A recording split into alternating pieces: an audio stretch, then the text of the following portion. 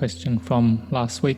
When investigating the khandhas, I can see that there is not a me or a self in any of the khandhas, yet there still remains a sense of self that is experienced.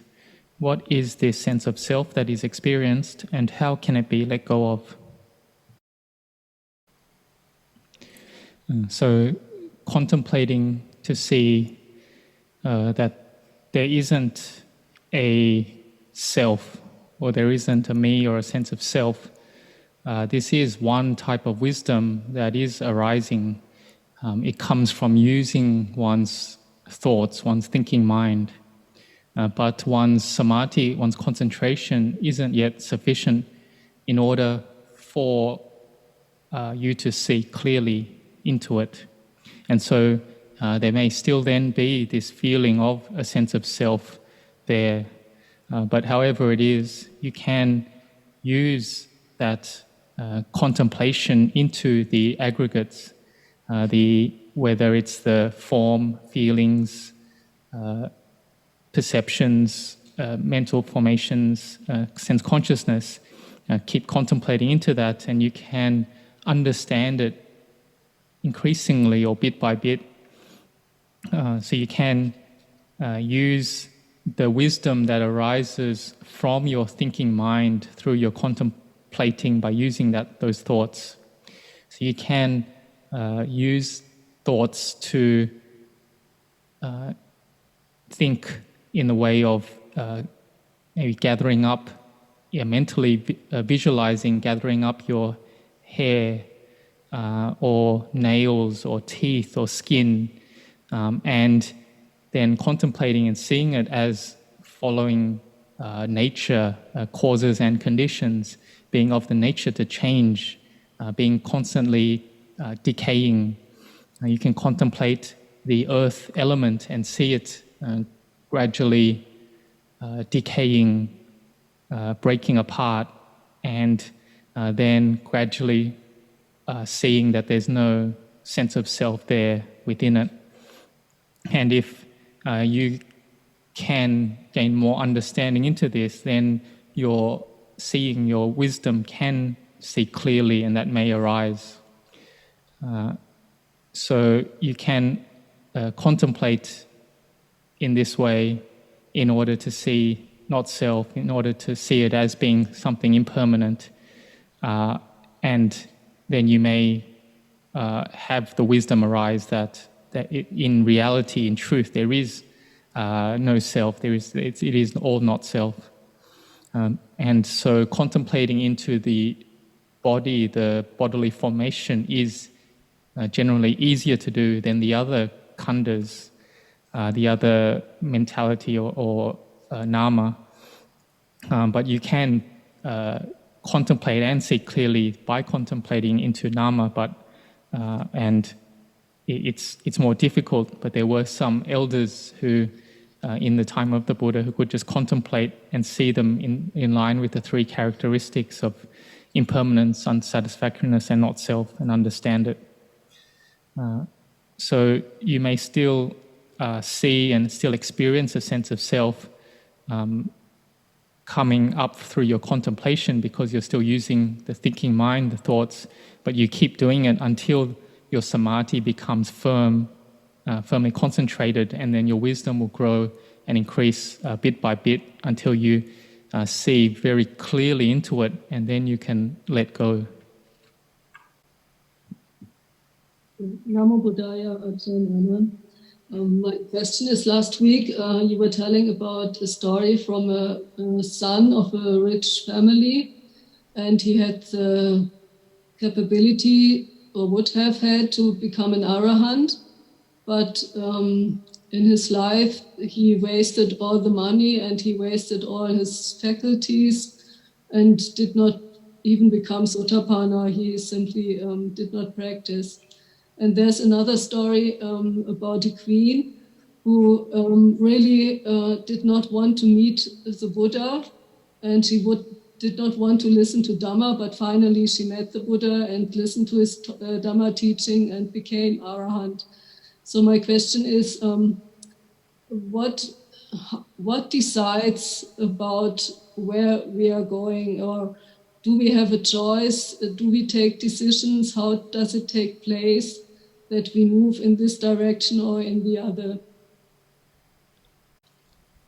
So this is up to one's building of paramitas, of spiritual qualities, or we can just say it comes from one's wisdom, or we say it's reliant on one's wisdom or one's right view. So one may have built good karma in the past, whether it's building it through dana, sila, bhavana, and this then shapes one's character, habits. One has built the specific causes then and conditions from the past, and so when then it comes time, one is able to see into suffering, into dukkha. Maybe it is that the suffering arises in that person's life, and for one person, maybe they don't get any wisdom from that, but for another person, they may gain wisdom from that experience of suffering, and it is because that that individual has built the causes and conditions from the past. It's a good karma that has been built in the past and has given results in the present moment. So when the time is right, then one's parami, one's spiritual qualities is, you could say, more complete. Then one comes to listen to the Dhamma and one can understand it clearly, or one will know of the path that one has to follow in order to liberate themselves from suffering and to go search and practice that path. So one's good causes then leads one to meet with the Dhamma teachings of the Buddha, or to meet the Buddha himself. But this requires the building of these spiritual qualities in the past, whether it's then that one aspires or to meet with the Buddha, his teachings, or a sāvaka, a noble disciple of the Buddha. And this comes from causes and conditions, or we can say it comes from the merit one has done in the past.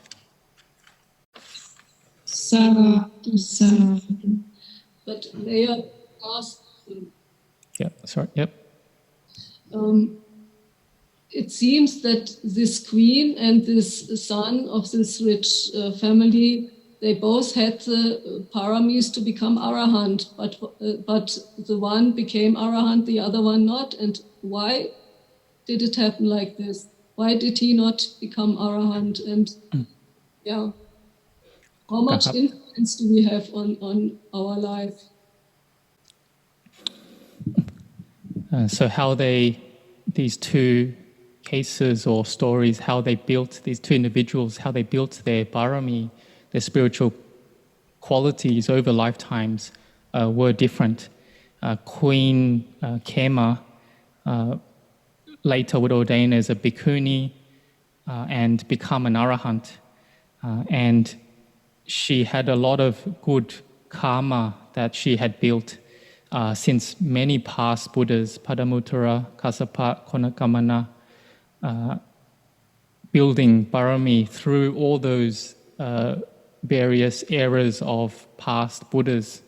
And that, you could say, began from when she saw one of the disciples of a past Buddha being put in the position of being foremost in wisdom out of all the disciples, the sāvakas. And so she then built her parami from that point and made the determination, the adhitthana, to accomplish that and to be in that same position. And so in the last life, she had sufficient or great amount of merit and parami there that at the minimum she would attain to becoming the highest level of Sotapanna, or if higher than that, then a Sakadagami with just one life left, or attaining to becoming an Arahant, which she did. And so she had a lot of Barami then, and she was in that last life born as the queen to the king Bimbisara born into the family of a royalty in Sakkara city, and would marry King Bimbisara, became his queen. And she had a great beauty that you could say was from her Barami that she had. She had a great beauty, and a lot of Barami, but she still needed help from others. That King Bimbisara had to devise a method in order to basically lure her into Veluwana monastery to meet the Buddha by hiring musicians or minstrels to praise how beautiful Veluwana monastery was. And so then she couldn't stop herself, hold back from going to see Veluwana monastery, and then she met the Buddha and listened to Dhamma. So it had to be also still reliant on others to help her. Otherwise, she wouldn't have gone to listen to the Dhamma. And so the Buddha had to make a very beautiful lady appear next to him, who was even more beautiful than her, that she could only focus on the great beauty of this woman, or even Dewa next to the Buddha. And she held on to that, and then the Buddha made it so that this image of this woman would decay and decay, and her mind, Queen Kema's mind, gathered together, and she was able to attain then because of that. And we can say then that is her merit and Barami that has been fulfilled or gained success. In terms of the son of the rich man, the Buddha said that if this man tried to practice, maybe he's using it more as an example of if this man practiced when he was young, ever since young, then he would have attained to Anagami. From mid-age, he would have attained to Sakadagami. From old age, he would have attained to at least Sotapanna. And this is, and also that if he put in effort in terms of in work, then he would have at least became different levels of richness, of wealth. But because he didn't do any of that, then he didn't attain anything at all. And so this is because this man, this son, didn't have any wisdom. He didn't build anything. He was careless, and so it does require one to build one's mindfulness and wisdom, to adhitthana, to make determinations, to put in the effort in the practice in order to see the Dhamma, and also make those aspirations in order to meet with the Buddha, the teachings of the Buddha, or the Sāvaka, Sangha, the noble disciples who can lead us into the path to seeing the Dhamma. And so the difference between these two is the wisdom faculty between them, or they differ in this respect. And so Venerable Ajahn Chah would say that someone even of little wisdom, if they stayed close to a wise Kruba-Ajahn, a great teacher, then their practice could develop quickly. But if someone maybe was far from a Kruba-Ajahn, a great teacher, then their practice may develop slowly. So it is up to one's wisdom, and it's a very important point here.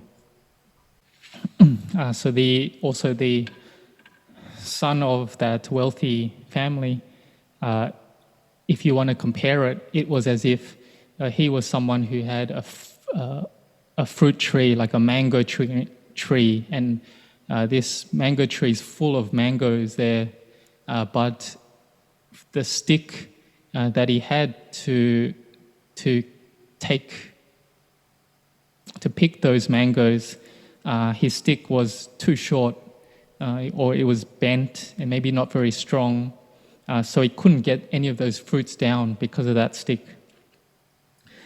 Queen Kema, she would be compared to someone who had a really long stick.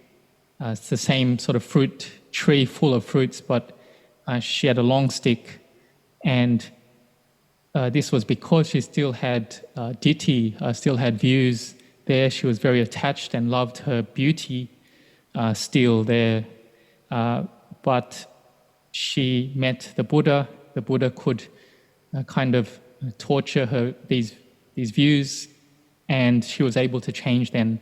And then her old parami, the spiritual perfections, all the dana, sila, bhavana that she had done for many, many lifetimes through many eras of Buddhas, this all sort of came to fruition, and that she had done a lot of dana, building meditation halls, uposatha halls, done a lot of bhavana, and she had a lot of samadhi, very high samadhi, and you know this because she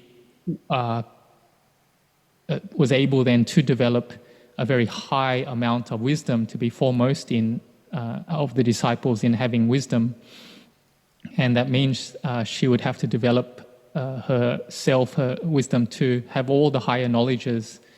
And so for all of us, we should develop a lot of wisdom, keep developing wisdom. The question from today is, I wanted to visit a monk in northern Thailand, a disciple of Venerable Ajahn Chah, who influenced me a lot since 2017 through his books. He wrote me 3 weeks ago that I am sick and I am going to die very soon. Nothing else.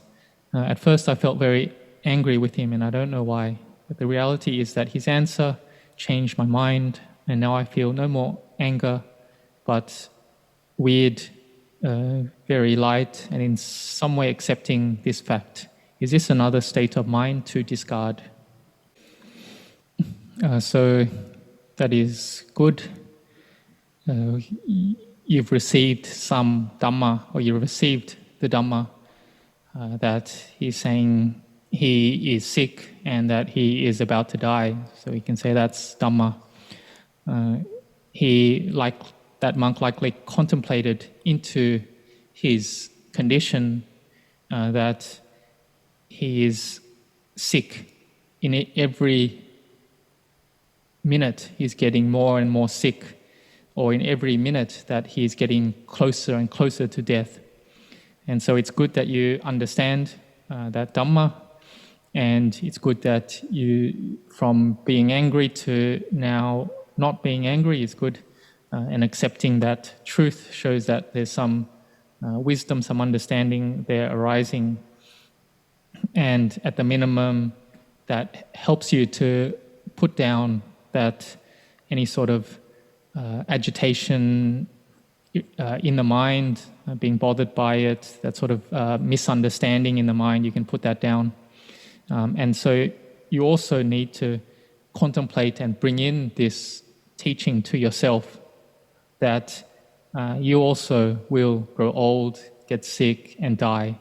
And so if you're able then to make your samadhi, your concentration gather together, then you can understand into this truth, and you'll be able to then overcome all the agitation and suffering in the mind.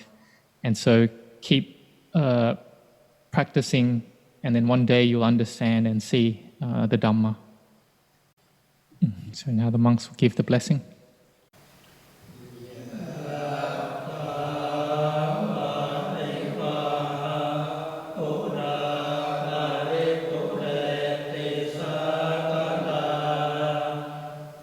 Just as rivers full of water entirely fill up the sea,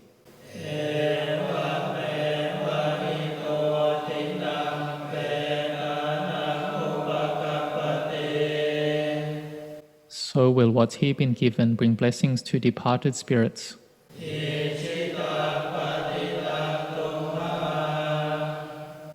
May all your hopes and all your longings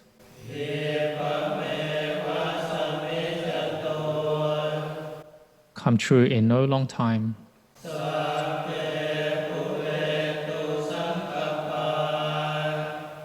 May all your wishes be fulfilled.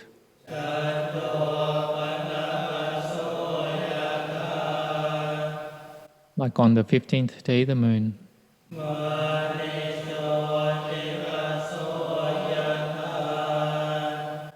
Or like a bright and shining gem.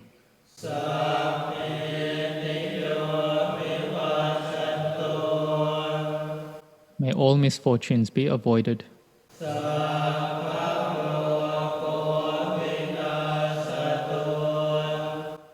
May all illness be dispelled.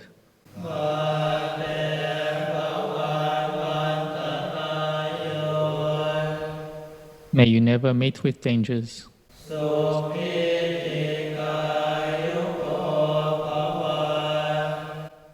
May you be happy and live long.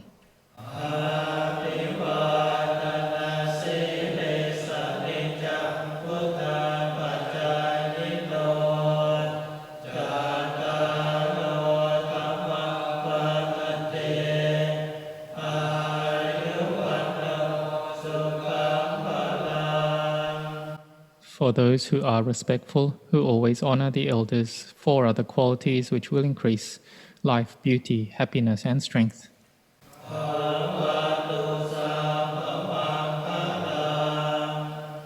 May every blessing come to be.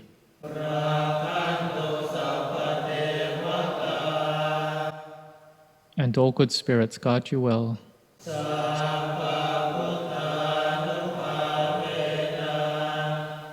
Through the power of all Buddhas.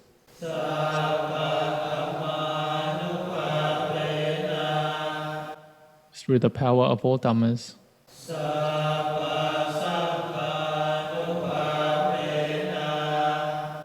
Through the power of all Sanghas.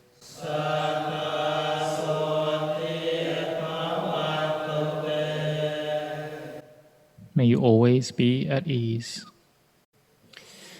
May all the monks and novices keep going with the holy life for a long time until one can attain to wisdom. And may all have good health and grow in the Dhamma.